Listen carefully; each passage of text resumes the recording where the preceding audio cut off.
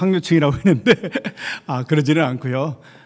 제가 그 중국 신장이라 우르무치라는 곳에 잠깐 이제 이따가 영상을 보여드릴 텐데 그곳에서 무슬림들입니다. 중국의 또 다른 중국의 중앙아시아라고 불리는 그런 신장 우르무치 지역, 위구르 지역인데요. 그곳에서 무슬림들을 상대로 이제 복음을 전하려다 보니까 목사라는 신분으로는 절대로 그곳에 같이 있을 수 없게 되어져서 그래서 업종 변경을 한 거죠. 업종 변경. 그래서 목사에서 미용사로. 그렇다고 거기서는 이제 목사라고 얘기를 못해서 선생님이라고 얘기를 하고요. 그리고 같이 섬기는 우리 성도들에게도 제가 선교사라는 얘기를 하지 못합니다. 그런데 아무튼 그들을 주님께 인도할 길을 찾아서 새로 하나님께서 주신 그 도구가 바로 미용이라는 도구였어요. 그래서 이런 생각을 했습니다. 모세는 홍해를 가를 때 그 지팡이를 들고 그 홍해를 갈랐습니다. 지팡이의 의미는 그런 것 같아요.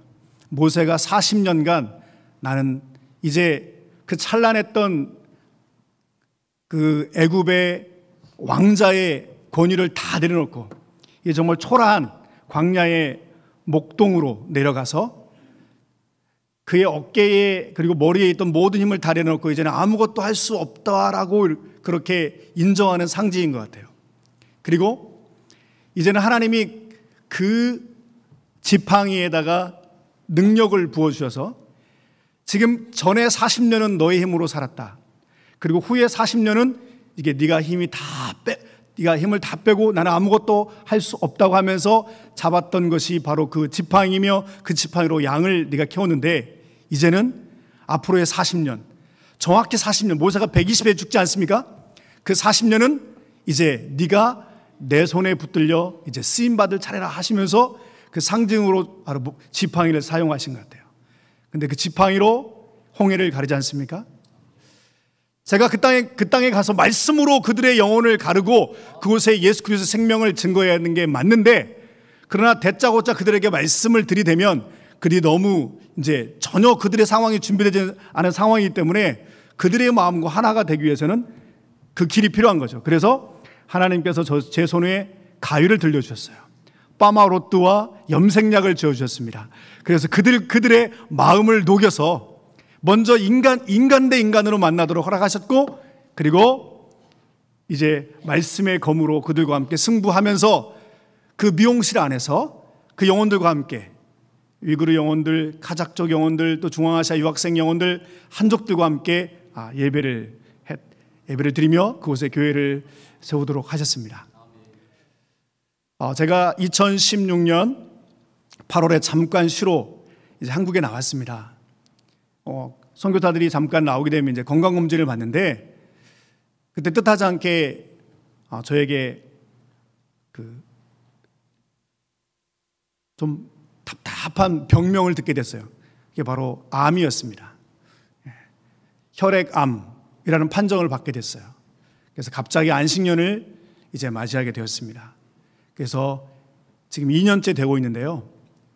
한 해는 안식년으로 또 1년은 병가로 해서 지금 2년을 쉬고 있고 감사하게 하나님께서 이 병의 진도가 회복이 좋아져서 이제는 올해 3월 말에 4번째 정기검사를 통해서 1년 후에 와도 된다는 그런 통보를 받고 다시 이제 올 8월 말에 선교지로 들어가려고 합니다.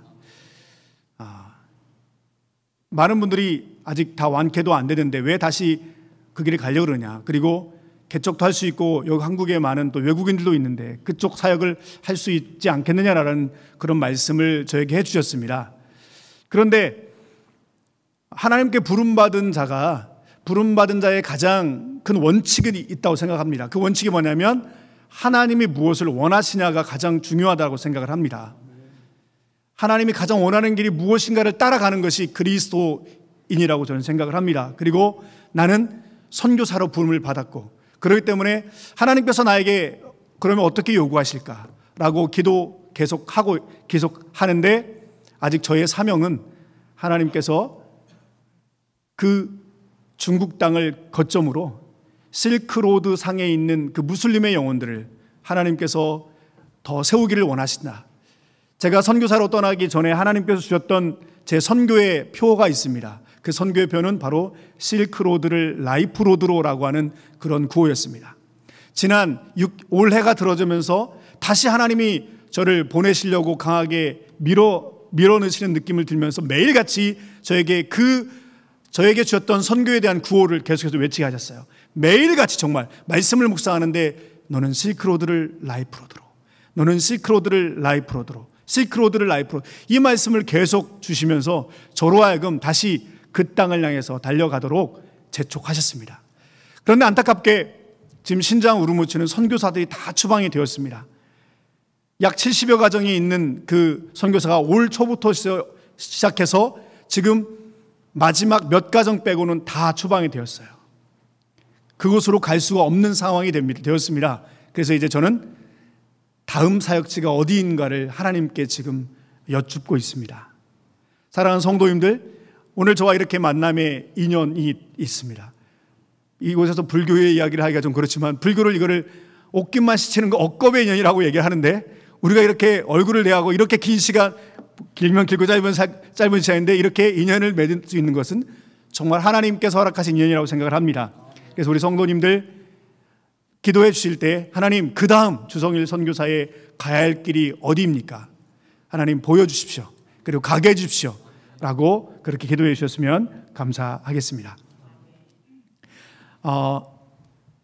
제가 지난 10년 중국에 있었습니다. 10년 있으면서 지난 신장 우르무치에서 있었던 일들을 잠깐 영상으로 한번 만들어 봤어요. 한번 먼저 우리 성도님들 한번 이 영상을 보시고 제가 그 다음에 말씀드리도록 하겠습니다.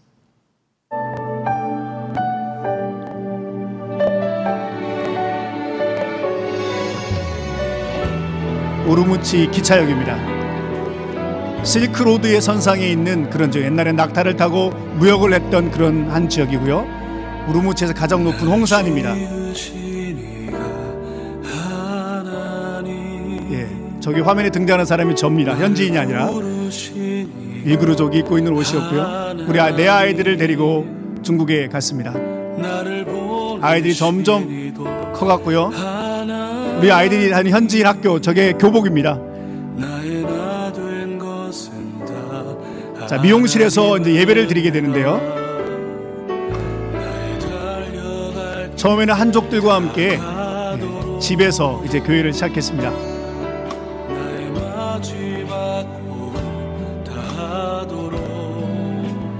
그리고 거기 위구르족이 살고 있는데 그 사역자들의 사역을 도와서 또 같이 교회를 섬기기도 했습니다.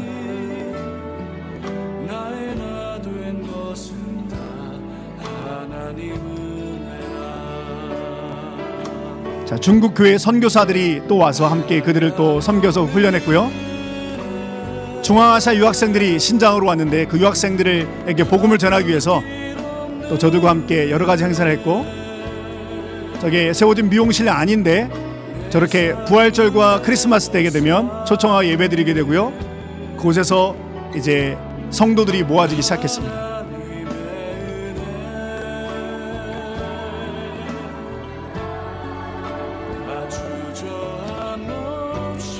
우르무치에서 1시간을 차를 타고 가면 남산이라는 곳에 있습니다.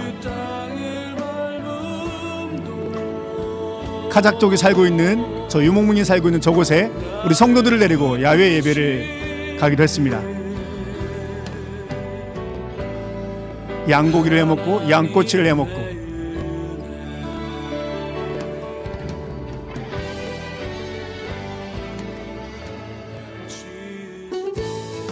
자, 이제 목사의 가운을 벗고 미용사가 되기 위해서 저렇게 이제 열심히 학원을 다니면서 미용 공부를 했습니다.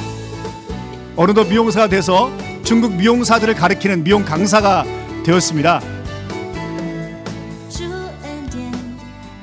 한국에서 미용사 한 분을 같이 모시고 와서 같이 사역을 했습니다.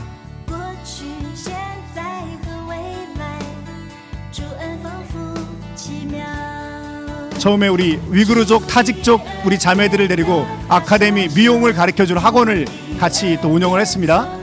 고객들에게 머리도 해주면서 한국에서 젊은 청년이 미용사가 와서 함께 이 사역을 함께 동역하면서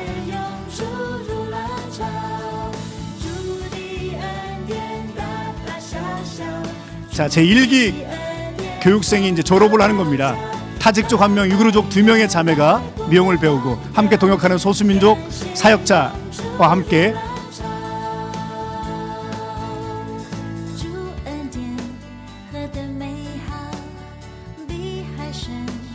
그리고 저들을 마지막 예배를 드리 파송 예배를 드리며 다시 저들이 살고 있는 지역의 미용 선교사로 이 친구는 2번째 교육생입니다.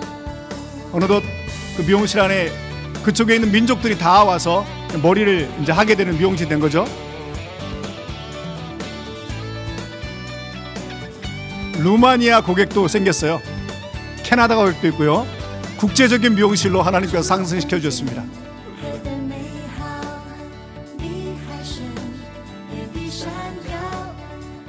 지난 10년 달려온 그 길 끝까지 인내하고 끝까지 사랑하며 다음 10년을 부르심을 따라 기꺼이 복음을 짊어지고 달려갈 수 있도록 기도 부탁드립니다.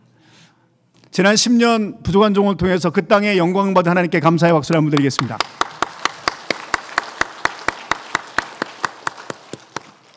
하나님은 제한이 없으시는 하나님이신 줄 믿습니다.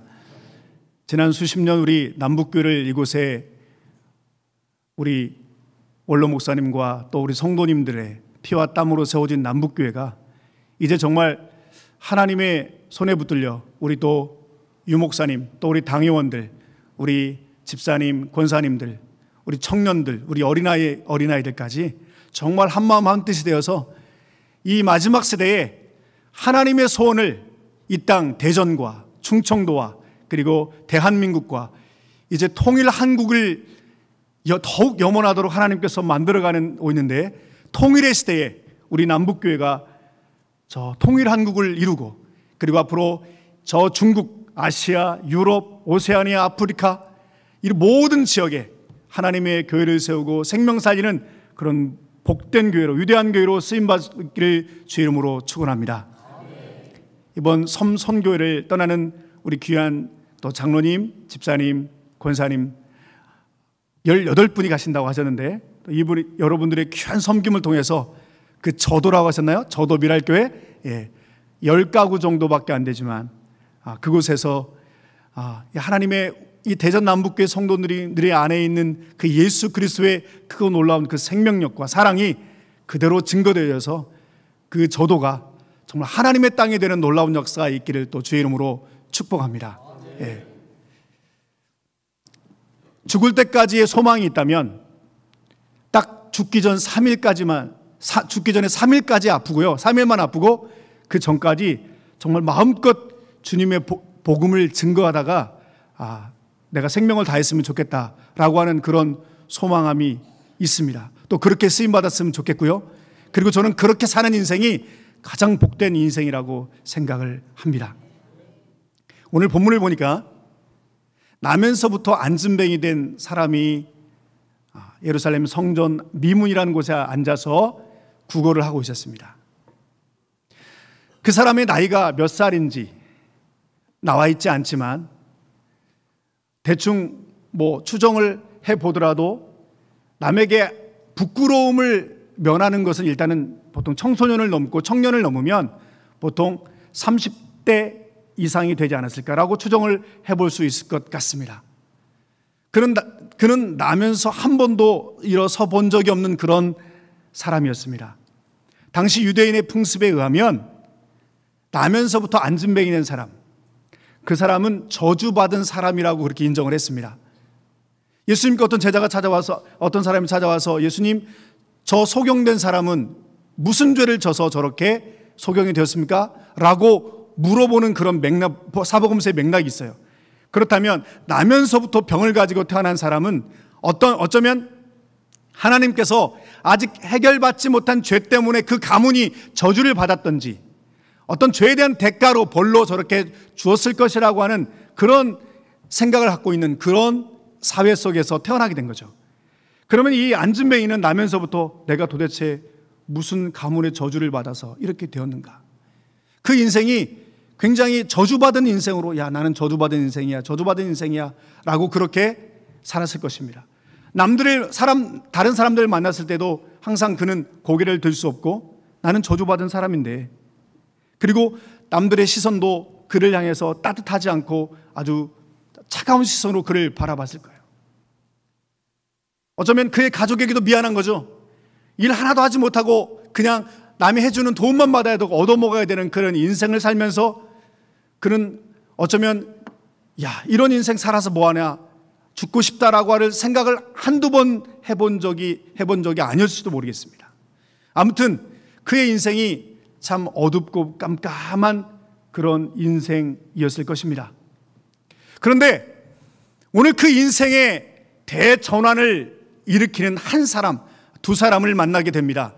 그 사람이 누구냐면 바로 베드로와 요한이었습니다. 그 전에 어느 누구도 이 사람은 걸을 수 있어, 이 사람은 회복될 수 있어, 한번 일어날 수 있을 것이라고 생각한 사람은 어쩌면 아무도 없었을 것입니다. 그런데 오늘 그 성전 미문에 앉아있는 구걸하는 그 안진뱅이를 보고 이 베드로와 요한이 아주 그동안 사람들이 한 번도 생각하지 못했던 그 생각을 하면서 그를 일으켜 세우게 되는 거죠. 베드로의 이 믿음이 굉장히 저는 부러웠어요. 내 앞에 누군가가 병들어 누워있고 안진뱅이에요. 근데 내가 그 사람을 보았을 때 나는 저 사람을 향해 믿음이 있어서, 야, 내가 예수 이름으로 그렇게 얘기하면 저 사람 일어설 거야 라고 그렇게 손을 잡고 일으킬 만한 믿음이 내 안에 있는가? 아직도 부족한 것 같습니다.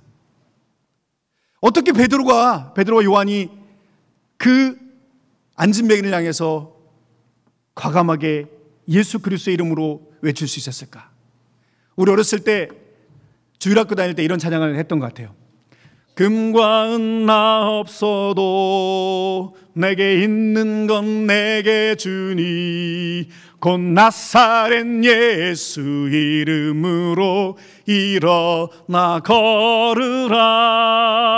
그 다음에 어떻게 해요? 나는 걸었네, 뛰었네, 찬양했네. 나는 걸었네, 뛰었네, 찬양했네. 곧 나사렛 예수 이름으로 일어나 걸으라. 할렐루야. 우리 예수 그리스도의 이름이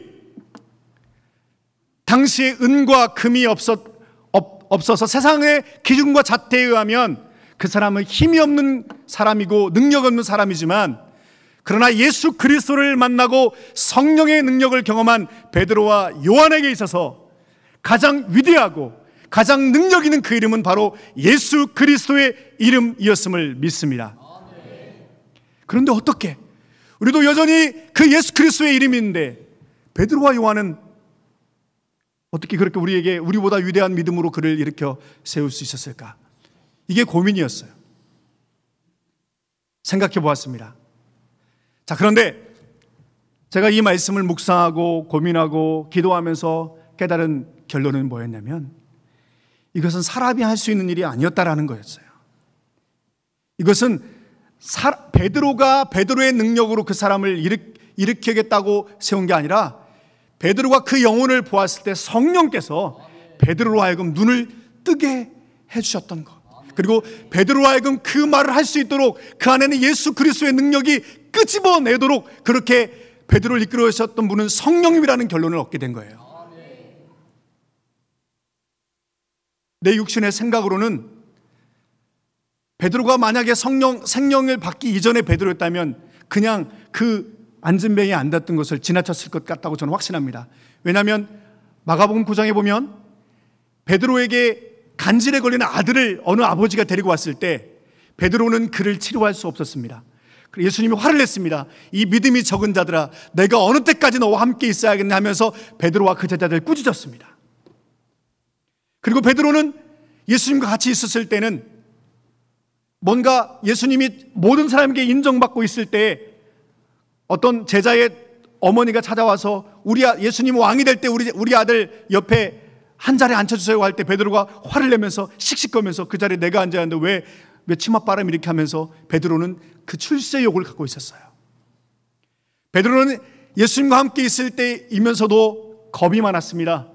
예수님이 십자가에 못 박혀 잡혀 못 박히게 계시는 그 전날 밤 베드로는 예수님을 모른다고 부인을 했습니다. 왜? 예수님을 안다고 인정을 하면 자기가 잡혀 똑같이 들어갈까 봐. 예수님께서 겟세마네 동산에서 십자가에 못 박히는 마지막 전날 밤 정말 간이 저리도록 겟세마네 동산에서 땀방울이 핏방울이 될 정도로 간절하게 기도할 때 베드로는 육체의 소욕에 붙잡혀 잠을 잤습니다. 그 잠을 이기지 못했어요. 스승이 내일 죽는다고 하는데 베드로는 그 잠을 이기지 못하는 연약한 사람이었습니다. 그런데 베드로가 예수님이 승천하신 후에 마가의 다락방에 성령의 그 임재를 경험한 이후로 완전히 뒤바뀌게 되었습니다. 아무도 해석하지 못한 요엘서의 그 말씀을 그가 애언을 해석해내고요. 그가 말씀을 선포한 적 3,000명, 5,000명이 주님께 돌아오는 역사가 일어났고요. 그의 그림자만 밟아도 병든 자가 나아가는 그런 사람. 그리고 이방인과는 유대인들이 함께 있지 못해서 함께 있으면 안 된다고 그게 규율인데도 불구하고 하나님께서 하늘에서 보자기를 내리며 부정한 음식을 동물들을 잡아 먹으라고 하는 그 사인을 받고 고넬료의 그 가정에 이방인의 가정에 찾아왔을 때 그 가정을 찾아가면 어떻게 네가 예수의 제자라고 하면서 이방인의 가정에 들어가냐 욕을 먹을 것을 두려워하지 않고 고넬료의 가정에 들어가서 그에게 복음을 전한 사람으로 완전히 180도 바뀌게 되었다는 것입니다. 이 시대에 하나님께서 우리에게 사도행전을 주셨는가? 예수 그리스도의 부활과 승천 이후 이제 우리의 시대는 성령의 시대가 되었다는 것을 우리 하나님께서 우리에게 알려주시기 위함입니다. 이제 교회의 주인은 성령입니다. 성령께서 교회를 통해서 일하십니다. 성령께서 교회를 통해 일하실 때 안디옥 교회 첫 이방인 교회에 바나바와 바울 담임 목사와 부목사를 기도하는데 성령께서 너희 담임 목사와 부목사를 선교사로 보내라고 할 때 이들이 선교사로 보내게 되어집니다. 바울이 하나님의 부름을 받아 이제 소아시아의 선교를 감당하고 그는 아시아에서 선교를 감당하려고 할 때 성령께서는 바울로 하여금 마게도냐의 청년의 환상을 보게 하면서 배 타고 건너와서 우리를 도우라. 당시에 바울이 선교했던 곳은 소아시아, 에베소, 서나모, 서버나, 버가모, 두아디라, 사대, 빌라델비아, 라오디게아 세워진 교회가 다 소아시아에 있는 교회였습니다. 계속 아시아 쪽에서 머물려고 했지만 성령은 마게도냐 청년을 통해서 와서 우리 유럽, 그리스 쪽을 건너와서 우리를 도우라라고 하는 그 환상을 보고 바로 이제 선교의 방향을 유럽으로 바꾸게 된 거였죠.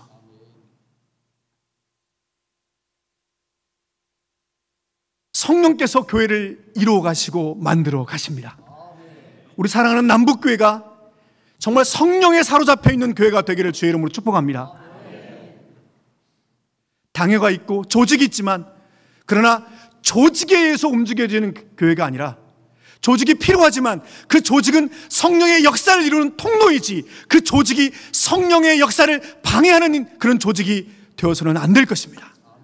1년 동안의 목회 계획을 짜지만 그러나 그 계획을 이루는 것이 우리 남북교회의 목적이 아니라 계획대로 또 가지만 그러나 성령께서 갑자기 방향을 틀어서 우리 교회를 새롭게 인도해 가실 때 우리 교회는 그 성령의 인도하심을 받아 나가는 거예요.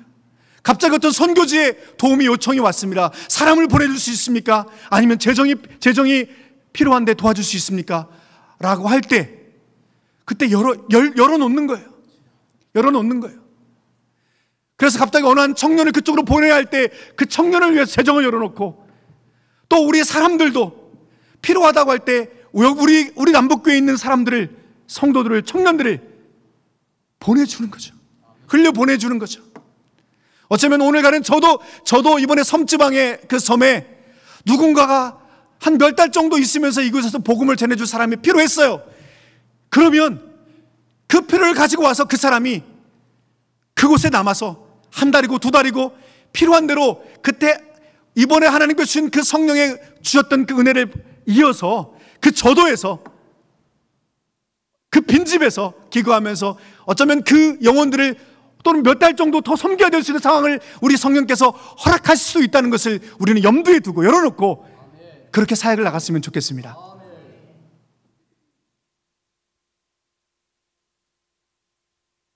이렇게 베드로가 그의 주권을 온전히 성령께 맡기고, 그리고 지금 베드로가 성전을 향해서 가는 발걸음이 어떤 걸음입니까? 기도하러 가는 거예요. 기도하러. 당시 베드로와 요한이 얼마나 바쁩니까? 사도행전 6장에 보면 너무 구제할 곳이 많아서 사도들도 여기에 가담이 되면서 아침부터 늦게까지, 이 사도들은 12명밖에 안 되는데 교회가 너무너무 커져가지고 사역할 곳이 너무 많은 거예요. 그런데 그 점심시간에, 그 바쁜 시간에 기도의 시간이 되어서 기도하러 가는 거예요. 왜 기도합니까? 너무 바빠서 기도합니다. 너무 일이 많은데 이것을 일에 치다 보면 그게 어느 정도, 그게 이제 하나님의 일이 아니라 그냥 일에 따라서 가는 그런 기계가 되어버릴 수 있거든요. 우리는 조심해야 됩니다. 사역이 하나님의 일이 아니에요. 사역을 많이 하는 게 하나님이 기뻐하는 게 아니라는 거죠. 하나님이 기뻐하는 대로 하는 것이 그게 일입니다. 남교회가 수많은 교회 사역들을 할 수 있지만 정말 그것이 하나님이 원하는 일인가? 사역을 얼마나 많이 하는 게 중요한 게 아니라 정말 하나님이 원하시는 그 일을 하는 것이 더 중요하다는 것을 우리 모두가 함께 인지할 수 있기를 주의 이름으로 축복합니다. 그래서 그런 바쁜데 그 시간에 다시 하나님 앞에 엎드리며 기도합니다. 아버지, 이제 또 오후의 일을 시작해야 되는데 어떻게 하는 게 좋겠습니까? 또 주께서 맡겨주신 일의 능력을 주십시오. 성령 하나님 도와주세요. 인도해 주세요. 기도하러 성전으로 가는 거였습니다. 우리 주님이 성전을 정화하면서 이렇게 말했잖아요. 내 집은 만민이 뭐 하는 집이라? 기도하는 집이라 얘기했잖아요. 그래서 베드로와 요한은 기도하러 갔습니다. 성령의 또 인도함을 받고 성령의 다시 한번 그 충만함을 경험하기 위해서. 그러는 가운데 그 영혼을 본 거죠. 그 영혼을 본 거죠. 성령이 그 안에 역사하십니다. 성경에는 나와 있지 않지만 가라, 일으켜 세워라, 내가 세우겠노라, 이런 확신이 저는 있었다고 생각을 해요. 그리고 그 영혼에게 가서 은과 금은 내게 없거니와 내게 있는 것 내게 주노니 곧 나사렛 예수의 이름으로 걸어라! 그리고 일으켜 세웠습니다.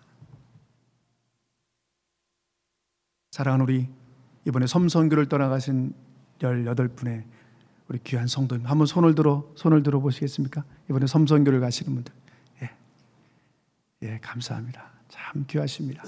혹시 미용사 되시는 우리 집사님 한번 미용으로 같이 가시는 축복합니다. 3-4시간 우리 현지인들의 머리를 만지면서 있잖아요. 정말 우리 집사람과 제가, 집사람은 주로 기술 파트를 맡고 저는 이제 그 머리 감겨주고, 저도 이제 물론 파마도 할 줄 알고 머리도 깎지만 집사람이 저보다 잘해요. 그래서 저는 집사람이 맡기면 이렇게 하잖아요. 그럼 정말 이 영혼의 머리를 쓰다보면서 정말 이 귀한 법에 주님 마음을 열어주시고, 그리고 정말 이 영혼에게 예수의 생명이, 그리고 VIP로 정말 깍듯이, 그 사람들은, 거기 있는 사람들 한국 사람을 너무너무 좋아해요. 특별히 유난히 더. 그래서 저희가 이 한국 사람으로서 한국에 미용을 한다는 것은 그들에게 정말 마음에 프라이드를 느끼게 하는 거거든요. 저와 집사람이 둘이 이렇게 머리를 해줍니다. 그러면 이제 어느 정도 딱 이제 하고 이제 빰하면 열을 가야 되잖아요. 그러면 그때는 기회입니다. 그러면 딱 이야기하면서 이제 작업에 들어가는 거죠. 복음을 전합니다. 그러면 이 무슬림들인데요, 열이면, 신기하게 열이면 9이 들어요. 그리고 이슬람 안에 예수가 있어요. 근데 우리가 아는 예수와는 다르지만 그들도 예수를 알고 있어요. 코란에 나와 있는 그 예수님에 대한 이야기를 성경과 연결해서 그들에게 잘 풀어줍니다. 그러면 그들이 그런 의미가 있어야 하면 듣습니다. 그러면서 그들이 하나 이제 처음에 고객으로 왔다가 그들이 이제 우리 미용실 안에 교회의 성도가 되어져 가더라고요. 우리 권사님이세요? 집사님이세요? 예. 말씀 듣기로는 한 번도 섬성교를 가시는데 우리 권사님께서 안 빠지셨대요. 정말 감사하고요. 예. 우리 권사님 하나님이 부르신 그날까지 섬성교 가시기를 부탁드립니다. 예. 그래서 우리 남북교회 그 전설로 남아 계셨으면 좋겠습니다. 그리고 이제 우리 젊은 후배들 좀 키우셔서 야, 내가 떠나면 네가 해야 된다. 야, 같이 가자 이번에. 그래서 같이 가셨으면 좋을 것 같아요. 자, 이렇게 베드로가 그를 일으켜 세우지 않습니까? 이 베드로의 만남을 통해서 그의 인생이 바뀌어지게 되어집니다. 그 인생이 어떻게 바뀌어집니까? 매일같이 그의 삶을 살아갈 때 그는 불평하고 원망했을 것입니다. 그는 오늘 말씀을 보니까 이게 대역전이 일어나게 되어지죠.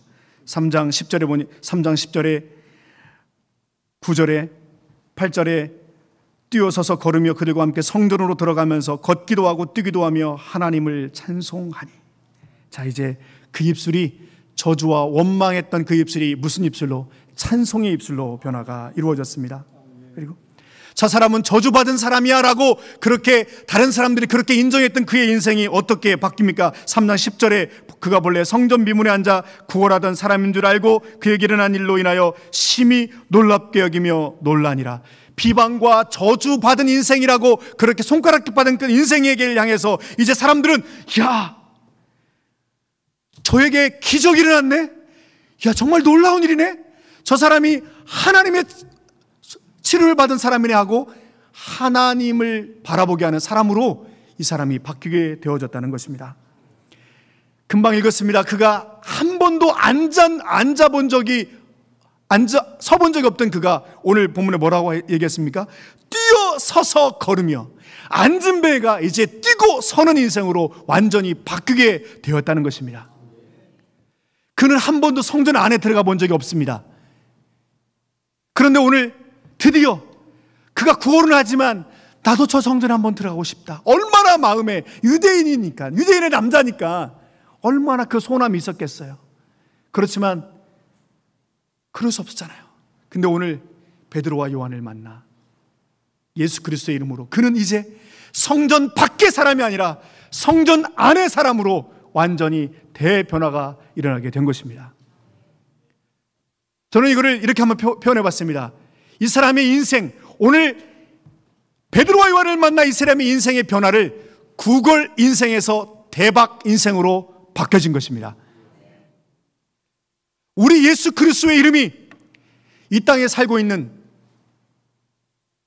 구걸하며 거지 인생을 사는 사람, 사실 어떻게 보면 정말 멋지게 옷을 차려입고 멋진 외제차를 끌고 다니고 머리끝부터 발까지 치장을 잘 했다 할지라도 그 사람은요 구걸하는 인생이에요. 왜 그렇습니까? 그 안에 예수가 없으면 그 사람은 구걸 인생입니다. 삼성이 얼마 많은 돈을 갖고 있고 LG가 많은 돈을 갖고 있고 롯데가 더 많은 돈을 갖고 있고 그 권력이 있잖아요. 그런데 우리가 매스컴을 통해 보면 더 올라가고 싶어서, 더 받고 싶어서, 더 차지하고 싶어서 공식적으로 그들이 나와서 구걸은 하지 않지만 그러나 매스컴에 등장하는 그들의 삶은 나에게 더 줘라, 나에게 더 높이 올라가게 해달라, 구걸하는 인생입니다. 이게 바로 예수 그리스도가 그 마음에 없는 사람의 특징이라는 거예요. 결국 그 구원하는 인생은 끝은 어디입니까? 지옥으로 가는 거예요.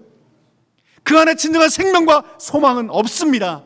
그러나 우리가 지금 나를 보기에도 나는 얼마 배우지도 못했어, 나는 얼굴이 반만치도 못해, 나는 내 통장에 잔고도 없고 내 집은 아직도 나는 자가도 아니야, 전세고 월세야.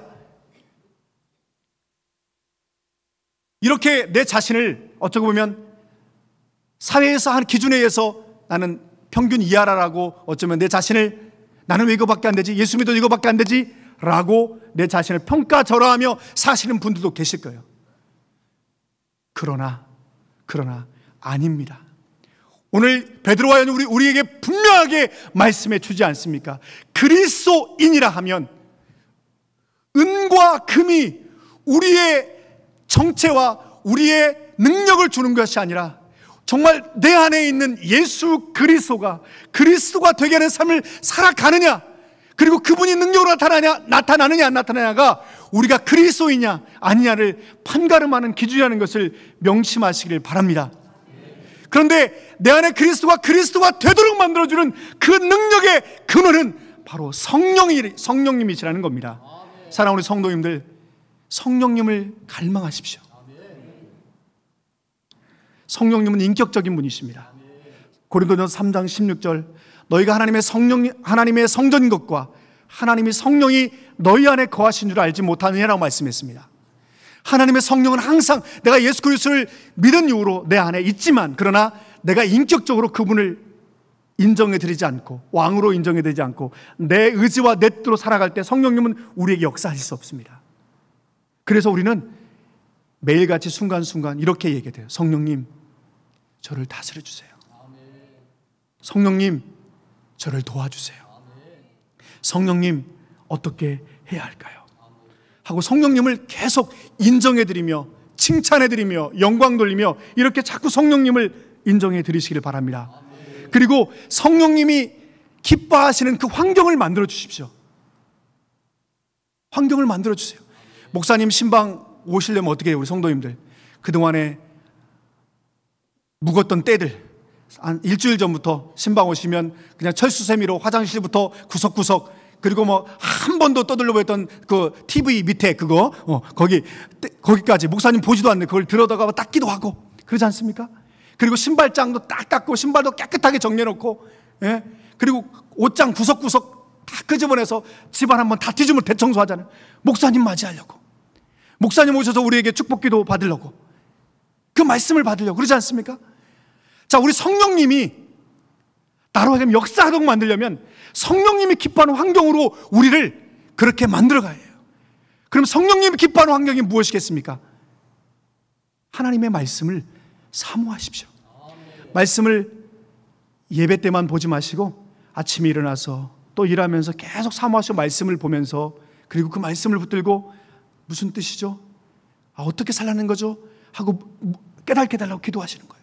그리고 그 다음에는 이 말씀을 붙들고 내가 힘이 버거울 정도로 이 말씀을 적극적으로 순종하시길 바랍니다. 그러면 있잖아요, 성령님이 아주 강하게 나를 통해 역사하십니다. 저는 전라북도 완주군 이서면 이문리 39 108번지 산정마을에서 태어났습니다. 저희 아버지는 초등학교 2학년 중퇴, 어머니는 난 놓고 기억자도 모르시는 시골의 그런 가정에 태어났습니다. 하나님께서 저를 고등학교 1학년 때 목사가 되라는 부르심을 주셨고, 대학 1학년 때 중국 선교사가 되라는 어떤 부르심을 주셨어요. 촌딱이었고 어떤 그 자랐던 환경들이 그렇게 좋은 환경들은 아니었습니다. 그런데 하나님이 저에게 주셨던 그 부르심이 너무 좋았어요. 부모님은 저를 반대했습니다. 목사 되는 거 반대했고 선교사 되는 거 반대했고, 그리고 심지어는 제가 대학 졸업하고 결혼할 어머니가 중풍으로 쓰러지셨어요. 저는 일남 사녀의 장남입니다. 부모를 모셔야 되는 상황이었습니다. 그럼에도 불구하고 저는 매정하게 선교지를 향해서 나아갔어요. 그랬더니 제 뒤를 하나님이 봐주시더라고요. 아들보다 더 아들 같은 아들이 저희 부모님을 섬겼고, 그리고 새침대기 저희 큰 누님이 아들보다 더 아들같이 부모님을 섬기기 시작했고, 그리고 떠날 때 우리 쌍둥이 우리 아이들이 정말 천식과 아토피로 지금 여기도 힘든데 북경 가면, 중국 가면 또 환경 안 좋으면 어떡할 거냐라고 물었을 때 그냥 갔어요. 갔는데 간지 5년 정도 지났을 때 완전히 우리 아이들의 그 천식과 아토피도 깨끗이 치료가 되었습니다. 그렇게 주께서 말씀을 주시고 나로 하여금 감당하려고 할 때 제 힘으로는 버거웠습니다. 미안하지만 사실 제가 한국을 선교사로 떠나려고 할 때 저는 버거울 만큼의 빚을 안고 있는 사람이었습니다. 빚진 자는 선교사로 나갈 수 없는 그런 상황이었어요. 본부에다 얘기했습니다. 사실 이런 빚이 있습니다. 빚을 안고 선교사로 가야 되는데 보내줄 수 있습니까? 근데 너무너무 가고 싶습니다. 빚을 안고는 갈 수 없지만 당신이 그렇게 가고 싶으면 가라. 거기서 갚아라. 갔어요. 3년 만에 그 빚 다 갚았습니다. 우리에게 이 시대에 성령님이 우리 남북교회와 우리 남북교회 성도님을 통해서 일하시고 싶어 하십니다. 그런데 그 성령님을 주인으로 인정하고 성령님께 쓰임받기를 갈망하는 그 사람들을 통해서 일하실 것입니다. 성령님을 인격적으로 주인으로 모시십시오. 그리고 그 말씀으로 항상 내 자신을 정화하십시오. 그리고 그 말씀이 가라 하시는 그 부르심에 순종하면서 100% 전심을 다해서 그 말씀을 보여잡고 순종하려고 감당하십시다.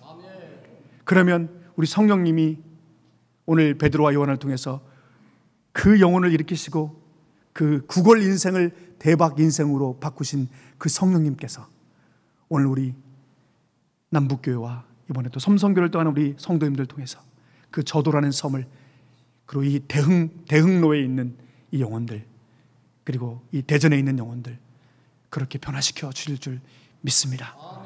당부하고 싶습니다. 우리 어르신들 많이 있는데 우리 교회는 앞으로 어떤 일을 해야 됩니까? 젊은이들에게 비전을 주는 그런 교회가 되어야 합니다. 청년들을 내보내주십시오. 방학 때 또는 대학에 들어가면 1년이나 2년 정도는 적어도 선교사님에게 보내서 그곳에 대학에 들어가서 언어를 배우게 하고, 그리고 선교사님과 함께 그 선교지의 사역들을 돕도록 1년과 2년을 보내주십시오. 그들에게 1년과 2년은 그의 인생을 뒤바꾸는 1년과 2년이 될 것입니다. 그래서 그들을 위해서 기도해 주시고 그 청년이 돌아와서 후배들에게 내가 갔다 왔더니 하나님께서 이렇게 역사하시더라. 그 다음 타자는 너야. 너 준비해 하고 또 가는 거예요. 그러면 어떻게 됩니까? 물이 이게 신선하게 바꿉니다. 돌아갑니다. 그러면 그들이 어떻게 됩니까? 이제 집사가 되고 이 장로가 됩니다. 그러면 그 선교지에 그 뜨겁게 만났던 그 하나님의 역사들이 있던 사람들이 이제 남북교회를 물이 그렇게 바뀌어지게 될 거예요. 그러면 남북교회는 정말 성령님이 역사하시는 교회가 될 거예요. 남북교회가 해야 할 일이 있다면 사람을 키우는 일이에요. 사람을 키우는 일. 우리 어르신들, 우리 남북교회 우리 다음 세대를 키워주십시오. 우리 어린아이들, 청소년들 아이들에게 세계를 볼 수 있는 기회를 제발 많이 보여주십시오. 1년에 한 번 정도를 계속해서 이들이 볼 수 있는 기회를 주십시오. 그리고 우리 대한민국 안에 성지가 많이 있어요. 우리 신앙의 선배, 선교사들이, 또 우리 선배들이 땀과 피를 뿌리며 세웠던 교회들의 흔적들, 그들의 무덤이 있는 곳, 지금도 섬기 있는 곳, 목포의 해양원, 서울의 선교사 묘지, 그리고 아라면 제암리, 여러 곳곳이 있습니다. 그러면 이것들을 코스를 짜서 우리 아이들이 탐방을 보내주십시오. 우리 신앙의 선배들이 어떻게 이 땅을 지켰는지를 보여주십시오. 그리고 앞으로 너희들이 어떻게 이 다음 세대를 이어서 이 교회를 세우고 한국 교회를 세워갈지를 그들에게 보여주십시오. 그래서 바라기는 우리 남북교회가 주님이 다시 오시는 그날까지 성령의 능력에 붙들려 정말 영혼들을 살려내고 생명을 살려내고 예수 그리스도의 그 풍성한 은혜를 누리게 하는 그런 교회로 쓰임받을 수 있기를 주의 이름으로 축복합니다. 기도하겠습니다.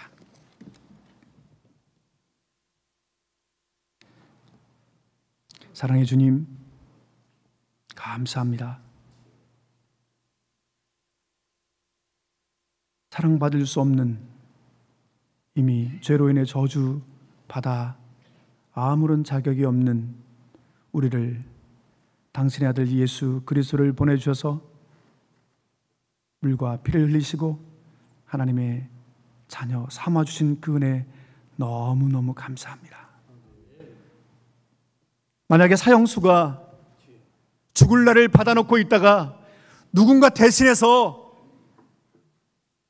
죽어서 그 사형수가 추록해서 이제 감옥을 나와서 살아야 새로운 인생을 산다고 할 때 그 사형수의 그 나머지의 삶은 어떻겠습니까? 자기를 위해서 대신 죽어준 그 사람, 그의 가족, 그리고 그 사람을 주변을 돌보는 것으로 그렇게 정말 간절함으로 그를 도우며 살지 않겠습니까? 예수 그리스도가 우리는 단순히 그 사형수처럼 몇십 년을 더 사는 연장해주는 그런 삶이 아니라 내가 지옥에 가서 영원히 죽어야 되는데 그 한 사람 예수 그리스도가 대신 죽음으로 말미암아 몇십 년의 삶을 연장받은 것이 아니라 영원한 삶을 연장받고 그 복을 받았는데 그 복 받은 게 복인 줄 모르고 물질이 더 필요한데요, 건강이 더 필요한데요, 내 자식의 이런 필요가 있는데요, 뭐가 더 필요한데요, 필요만을 얘기하면서 정말 우리 주님이 승천하시면서 우리에게 주셨던 이제 내가 너를 위해 흘렸던 피와 땀을 내가 맡겨뒀던 너의 이웃을 향해서 그렇게 대신 흘려주고 그를 사랑하며 섬기며 내가 너에게 준 사랑을 그대로 보여주라고 했던 그 명령을 외면하며 살았던 저희들임을 주님 용서해 주시옵소서. 무엇을 먹을까? 무엇을 마실까? 어떤 더 큰 집을 가질까? 어떤 더 좋은 차를 탈까? 어떤 더 좋은 대학을 보내며 어떤 더 좋은 직장을 가야 할까? 이것들이 우리의 삶의 주제가 되었다면 주님 용서해 주시옵소서. 주님, 이 시대는 성령의 시대라고 우리에게 성령을 보내주셨는데 정말 성령님을 인격적으로 왕으로 모셔드리지 못하고 내 마음대로 살았던 것도 용서해 주시옵소서. 주님, 성령 하나님 오시옵소서.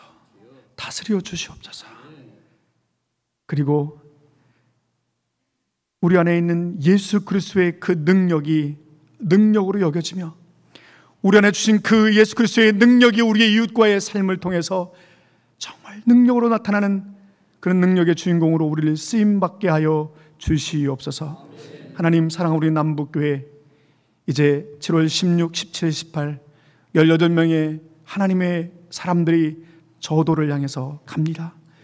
10가정밖에 없는 작은 섬이지만 하나님 그 영혼들을 품에 품고 갑니다. 하나님 이 18분의 섬김을 통하여 이들이 베드로와 요한이 되어져서 영적으로 구걸하며 살 수밖에 없는 저들의 인생이 그의 삶에 예수 그리스도의 빛을 보며 남은 삶을 주님을 위해 살기로 결단하는 그런 귀한 만남, 그런 귀한 시간 될 수 있도록 역사해 주시옵소서. 나사렛 예수의 이름으로 명하노니 이 저도를 향해 가는 발걸음을 방해하고 저지하며 영적으로 무너뜨리려고 하는 모든 악한 세력들아, 나사렛 예수의 이름으로 명하노니 떠나갈지어다.